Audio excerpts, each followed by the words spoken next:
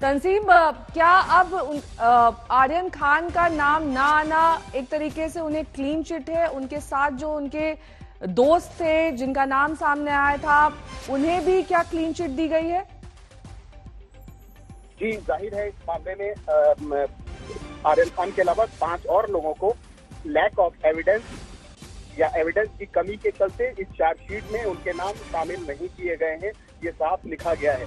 तो जाहिर है उनको ये एक तरह से क्लीन चिट ही कहा जाएगा, क्योंकि अगर वो एक्यूज थे, अगर उनके पास से बरामदगी थी या उनके जरिए बरामदगी थी या उनके चैट्स थे ड्रग पैडलर्स के साथ या उनके दोस्तों के साथ या पार्टी ऑर्गेनाइजर्स के साथ, तो वो चीज साबित करने के लिए कहीं ना कहीं चार्जशीट में उन्हें नाम देना पड़ता। लेकिन यहाँ पे एनसीबी ने अपने ही इन्वेस्टिगेशन को पलट के रख दिया और ये साबित कर दिया कि जो शुरुआत से इन्वेस्टिगेशन किया जा रहा था वो उस इन्वेस्टिगेशन में बहुत सारे लूप होल्स थे, बहुत सारी कमियां थी और बहुत से मेलाफाइड इंटेंशन थे, जिसके चलते इन लोगों को इन्वेस्टिगेशन में शामिल किया गया, इनकी गिरफ्तारियां की गई, इन्हें जेल भेजा गया। और अब एनसीबी कह रही है कि हमारे पास इनके खिलाफ कोई भी सबूत मौजूद नहीं है।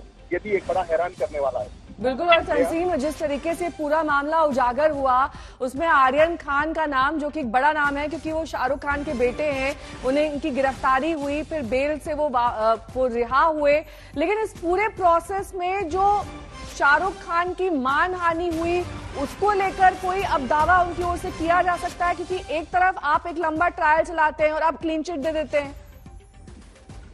जी, जाहिर सी बात है कि इस शुरू से लेके अब तक जो सबसे ज्यादा हाईलाइटेड पोर्शन था इस केस का, जो एक पिन पॉइंट पर्सन जिसको कहा जा रहा था, वो आर्यन खान को ही कहा जा रहा था, इस वजह से कि आर्यन खान एक बड़े सुपरस्टार शाहरुख खान के बेटे हैं।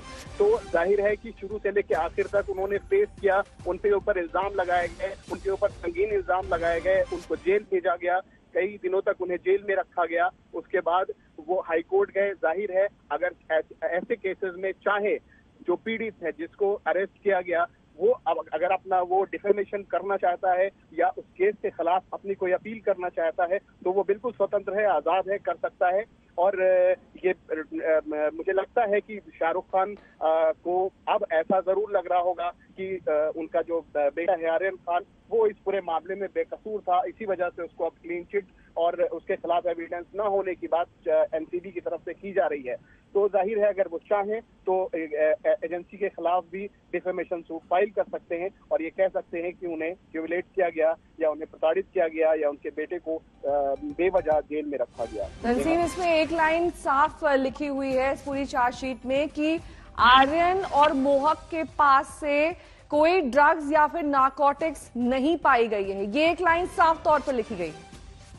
जी, जाहिर है ये शुरू से ही चीज सामने आ गई थी कि उनके पास से कोई रिकवरी नहीं है। रिकवरी होती तो केस मजबूत बनता इनके खिलाफ, रिकवरीज होती तो इनके खिलाफ चार्जशीट में जरूर एविडेंसेस और नाम इनके शामिल होते। रिकवरीज थी ही नहीं इनके पास से, ये लाख कोशिश की गई लेकिन इनके पास से रिकवरीज नहीं दिखाई गई। हाईकोर्ट ने भी इससे सवाल उठाए थे कि रिकवरीज नहीं है, जो सेशन कोर्ट है उसमें भी सवाल उठाए गए थे बचाव पक्ष की तरफ से कि रिकवरीज नहीं है आर्यन खान के पास से। सिर्फ एक छोटे मोटे किसी चैट को शक के आधार पर सर्कमस्टेंशियल एविडेंस बना दिया जाए और उसके बाद गिरफ्तारी करके उसको जेल भेज दिया जाए, तो अपने आप में दरअसल हुआ क्या कि एक ही एजेंसी के 2 अलग अलग टीमें जांच कर रही थी। पहली टीम ने जांच की तो उसके ऊपर सवाल उठने लगे, नवाब मलिक ने सवाल उठाए, बहुत सारे सवाल उठते गए उसके ऊपर, जांच के ऊपर। फिर जब नई टीम बनी, स्पेशल इन्वेस्टिगेशन टीम, तो नई टीम ने अपनी जांच शुरू की तो उसके दायरे में कुछ दूसरी चीजें आई, उसमें कुछ नए तथ्य सामने आए। उसमें ये तथ्य सामने आए कि जो चीज कही जा रही है, जब बरामदगी ही नहीं है किसी तरह की उसके पास से, तो उसे मुलजिम कैसे बनाया जाएगा? लेकिन बरामदगी नहीं थी, सर्कमस्टेंशियल एविडेंस से मुलजिम बना दिया गया, उसको गिरफ्तारी की गई, उसको जेल भेजा गया। तो जाहिर है ये जो 6 लोग हैं जिनके नाम नहीं शामिल किए गए हैं इस चार्जशीट में, उनमें से जो भी चाहे वो अपनी शिकायत लेके अदालत के सामने जा सकता है। तो यही बात तो पहले डिफेंस की ओर से भी की गई थी। जो आर्यन खान के वकील थे तंसीम, वो भी लगातार यही कह रहे थे कि जब उसके पास से सबूत ही नहीं मिले हैं, ड्रग्स बरामद ही नहीं हुआ है, तो केस का आधार फिर क्या है?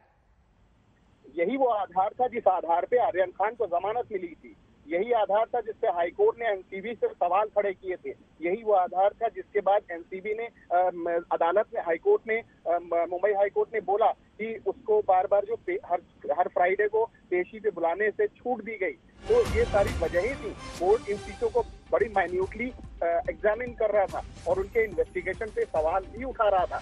तो जाहिर है कि अब जो दूसरी टीम ने निष्पक्ष जांच की, उसने जांच करके ये बात साबित कर दी कि शुरुआत की जो पहली टीम थी समीर वानखेड़े की, वो जिस तरह से उन्होंने इन्वेस्टिगेशन किया या इन आरोपियों को मुलजिम बनाया, अपने केस में शामिल किया, गिरफ्तारियां की, वो गलत तरीके से की गई थी। इनके खिलाफ एविडेंसेस नहीं थे, ऐसा शुरू से ही नजर आ रहा था।